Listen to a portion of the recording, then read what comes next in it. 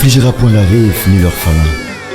Si tu les affliges et qu'ils viennent à moi, j'entendrai leurs cris et ma colère s'enflammera.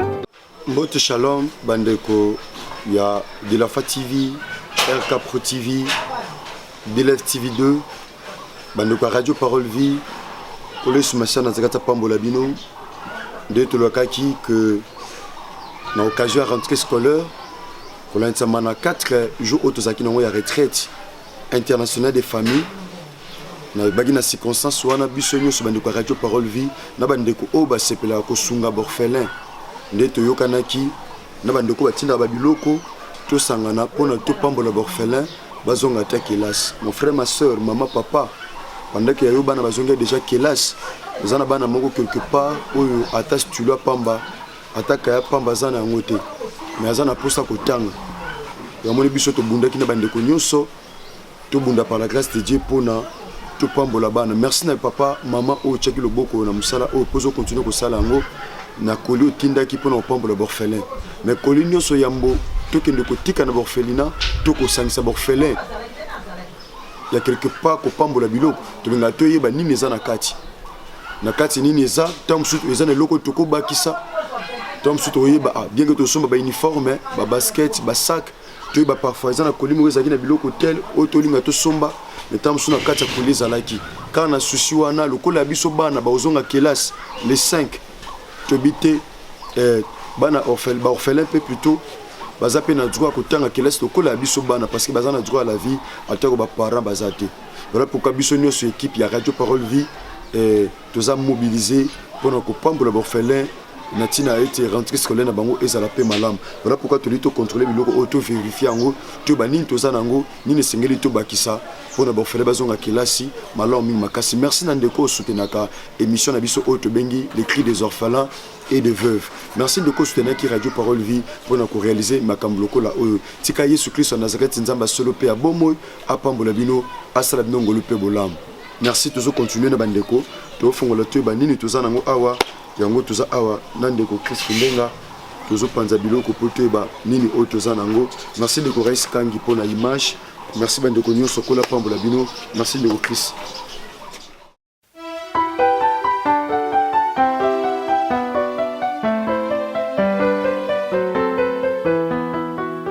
Les cris des orphelins et de veuves.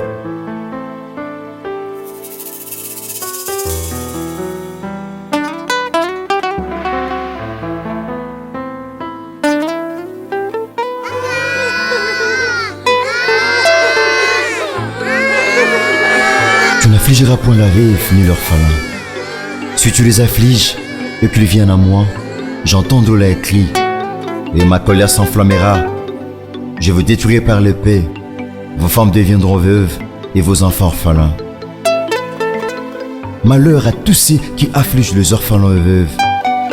Frères et sœurs, le pain que vous négligez, l'habit, l'argent des poches que vous donnez aux enfants peut scolariser 5 orphelins négligés. Enfant qui a perdu son père et sa mère, ou l'un d'eux, c'est lui qu'on appelle orphelin.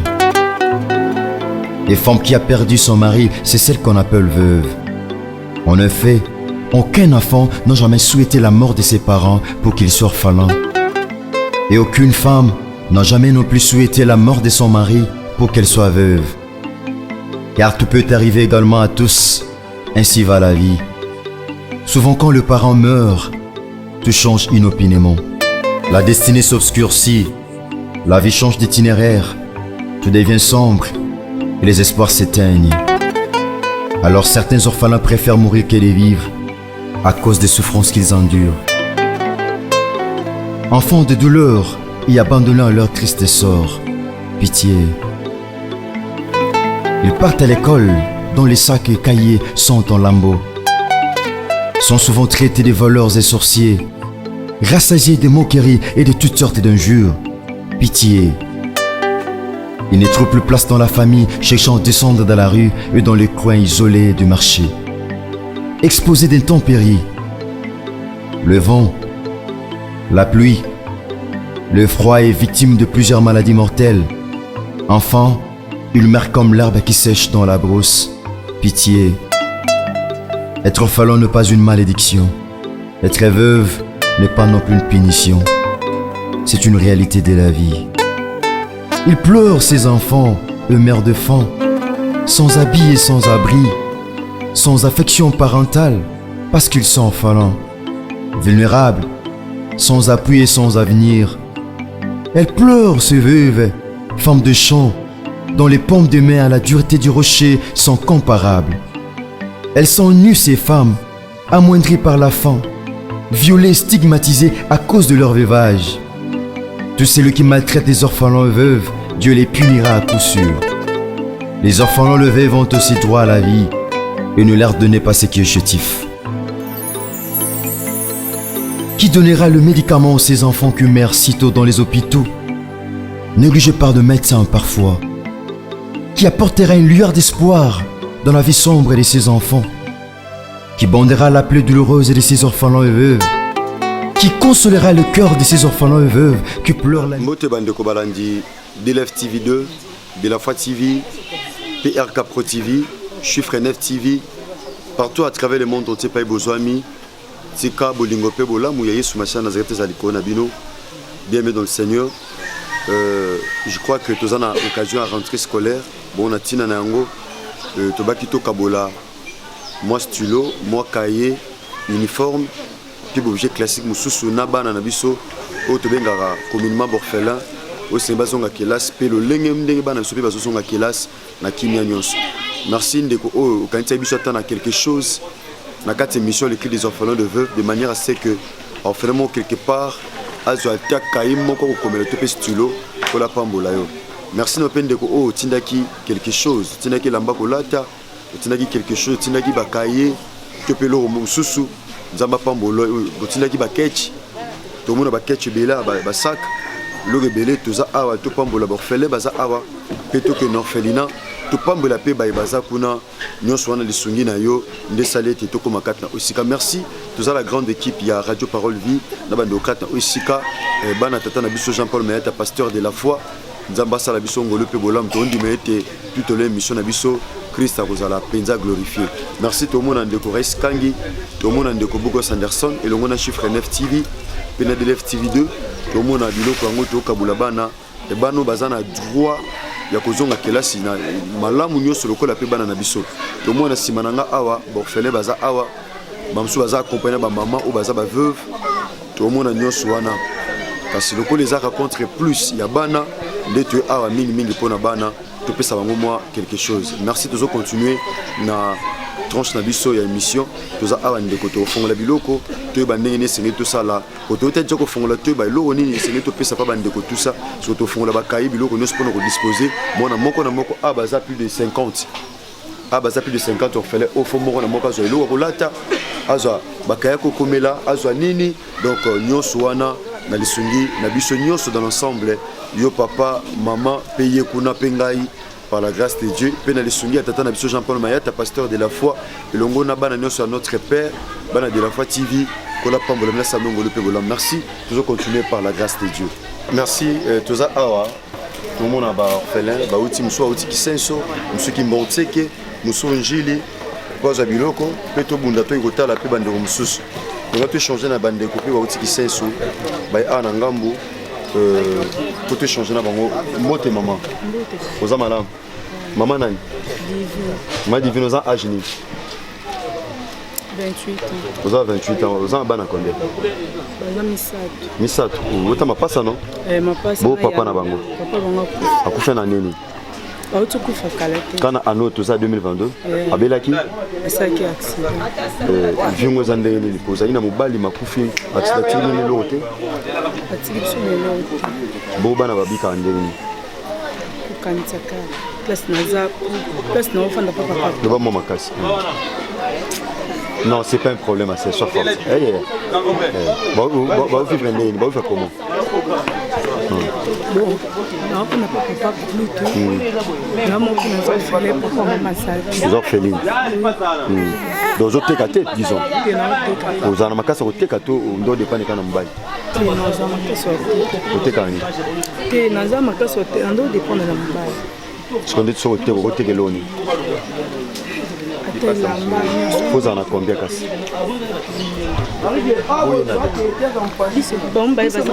Parce que les petits tu en as eu comme tu casse to bunda bdenza bosonga to bunda toyeba toya to kutana na bandeko les choses dans l'ensemble les beaux gosses les raïs to kutana pas bien c'est pas comment tout ça ma soeur ça ma casse aujourd'hui une forme non aujourd'hui bilamba que bilamba ban ba poto poto mo pas ban ndeti za kati ya kan comme tu as divine ban na comment on banane offrande non offrande offrande de l'éternel et l'offrande de Dieu.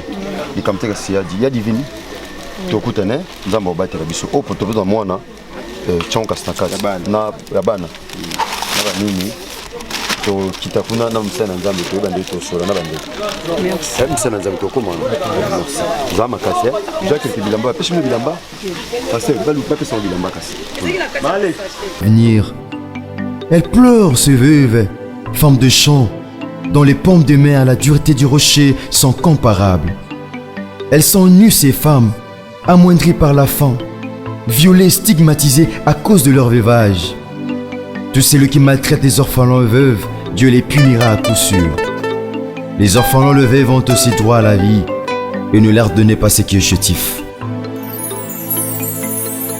Qui donnera le médicament à ces enfants qui meurent si tôt dans les hôpitaux, négligés par de médecins parfois?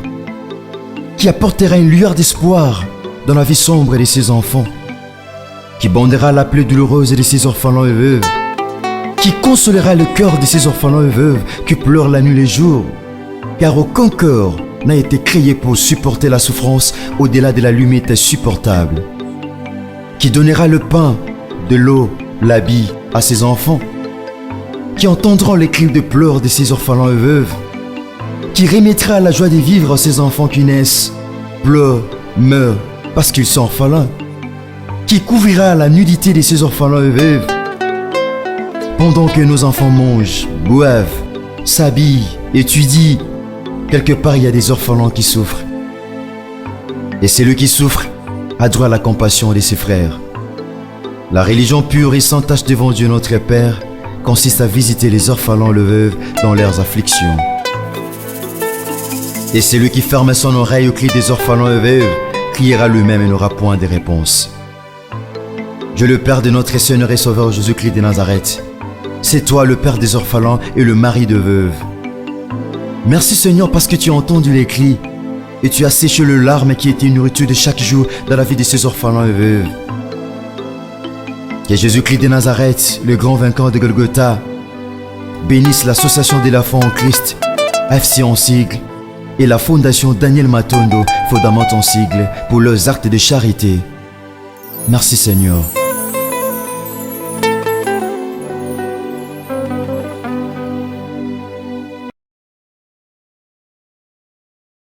Mbote bandeko balandi de la Fa TV, de l'F TV 2, RK Pro TV, Topé Chiffre 9 TV, Kola Pambola Bino, bandeko ya Radio Parole Vie, bana notre père, bandeko nyos o nabino na souci to zakanango ya soutenir borphelin, nde to lobaki ya na circonstance ya mabonde to saki nango to bakite to sunga pe bana biso borphelin mo pe bazana droit ya otanga kelasi malamu lokola pe bana biso par la grâce de Dieu.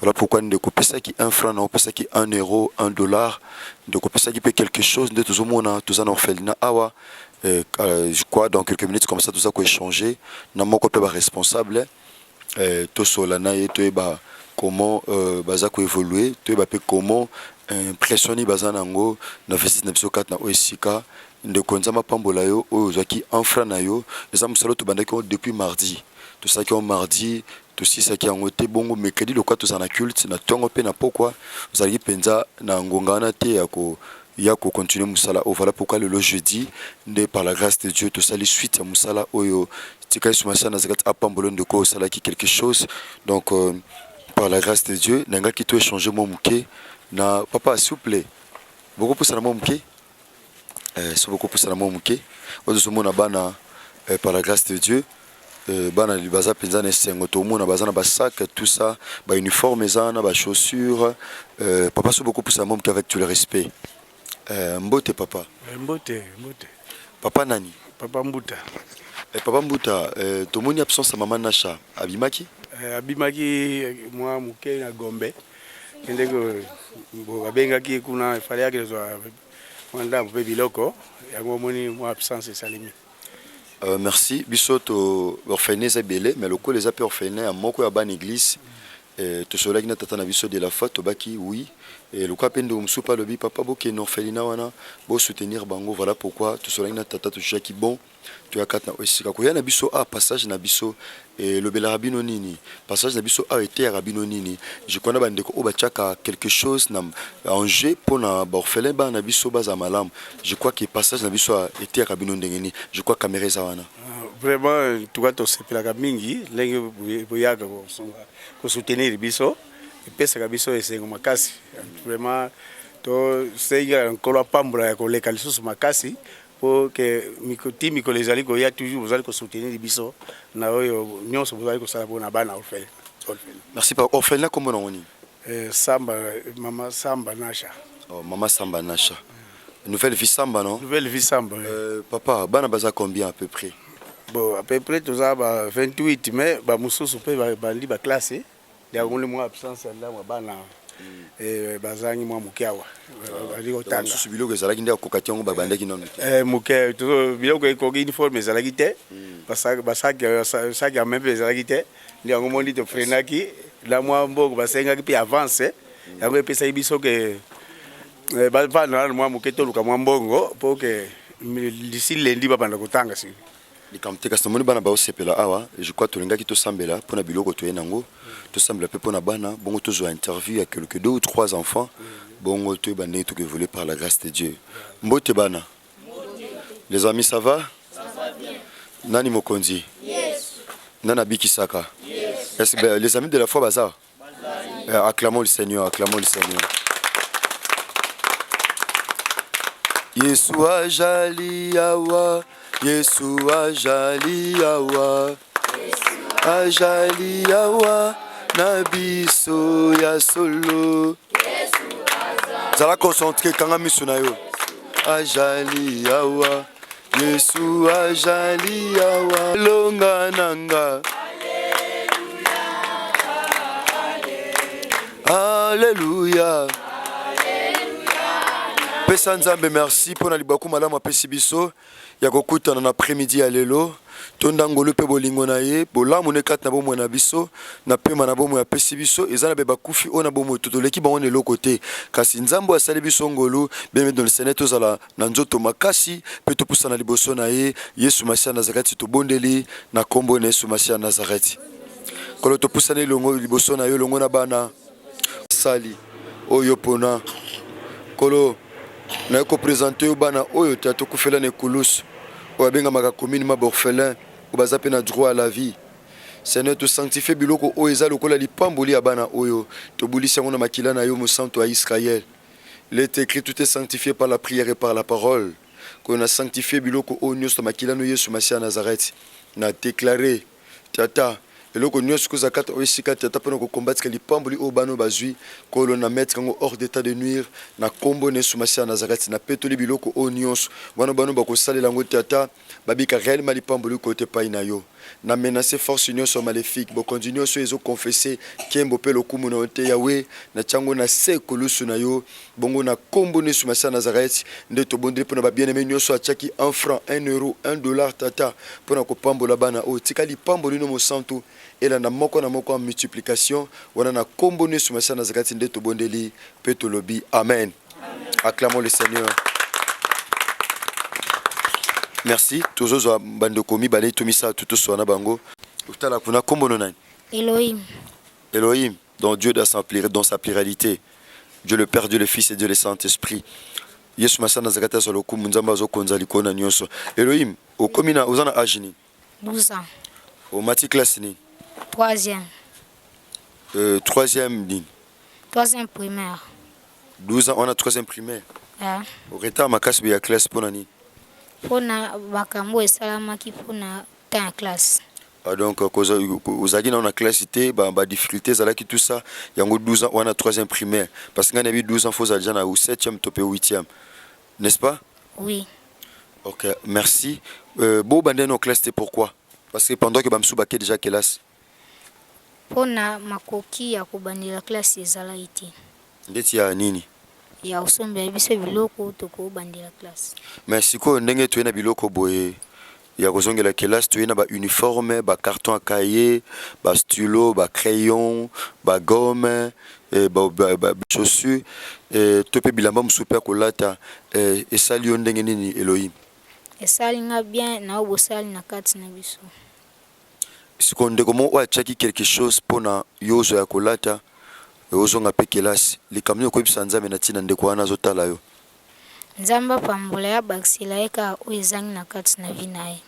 Merci Soumassa na zakata zo lokumu azan kembo pe masan joli to nga pe to zo ya. Bonjour. Comment on a yaya? Merveille.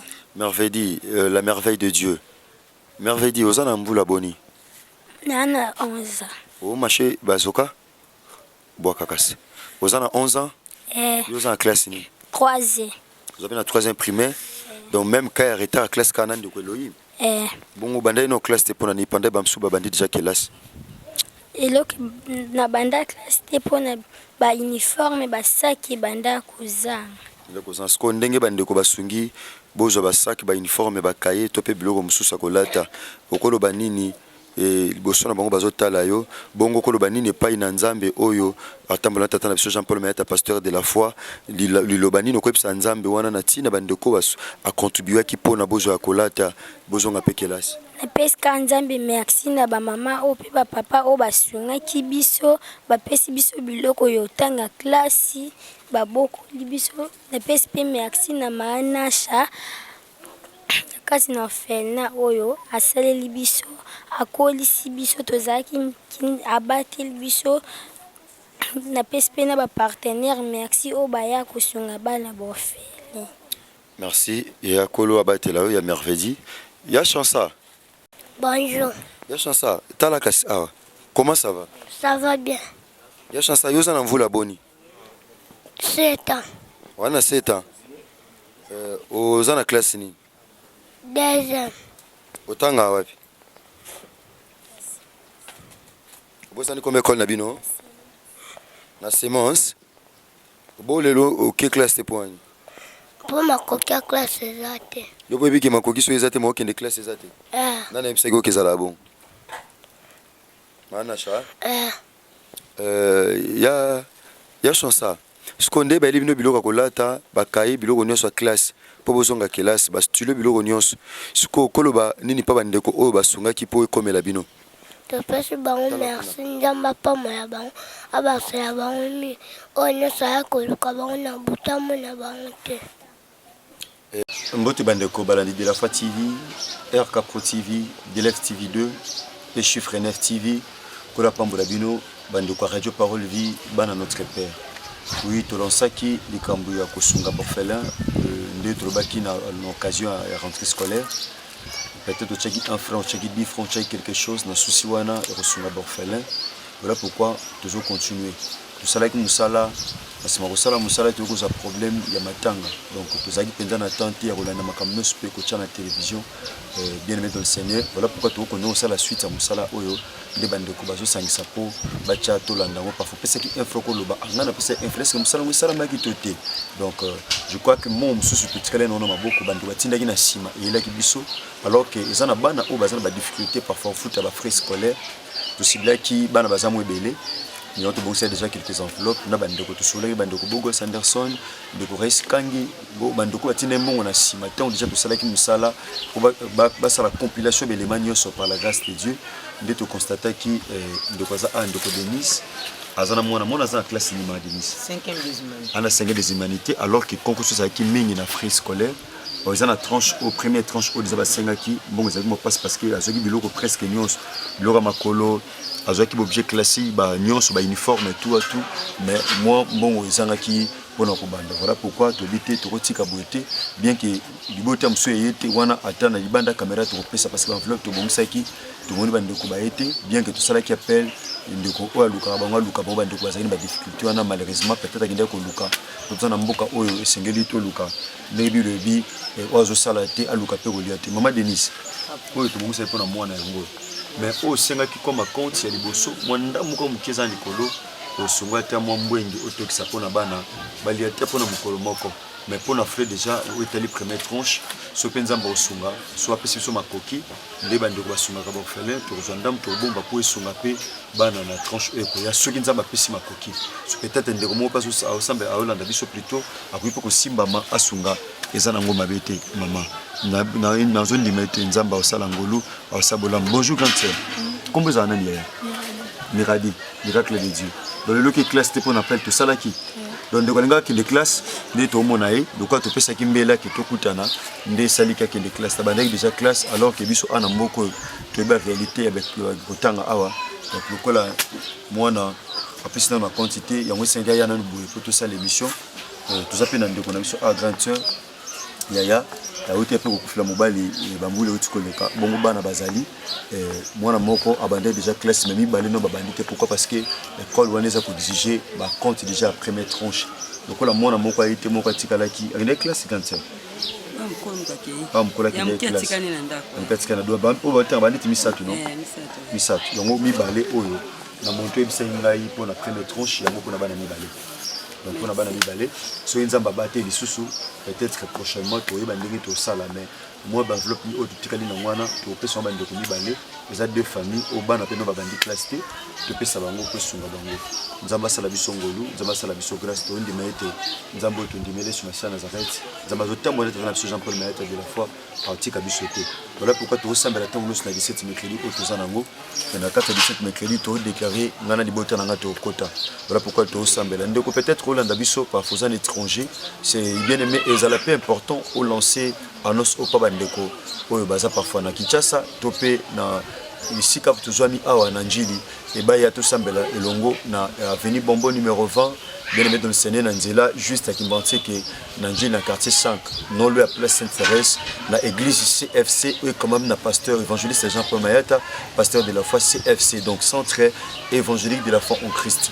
Merci bandeko obosa quelque chose pour l'émission na biso tika collé sur ma Nazareth apambola bino asala binongo lupe bolam meto bosanité to simba makome lobi la religion pure et sans tache devant Dieu notre Père consiste à visiter les orphelins et les veuves dans leurs afflictions. Merci toujours continuer musala au par la grâce de Dieu sinon tika bolingo pe bolam sur ma Nazareth esana bino longo. Merci nzambe apambola esika mbongo e wuti donc ici que bimenza mbazong c'est mingi sukoleka Jésus de Nazareth apambola lisusu koleka ici kama moi muke o bimenza mbe akokisana ko zong sa ya ebele makasi koleka.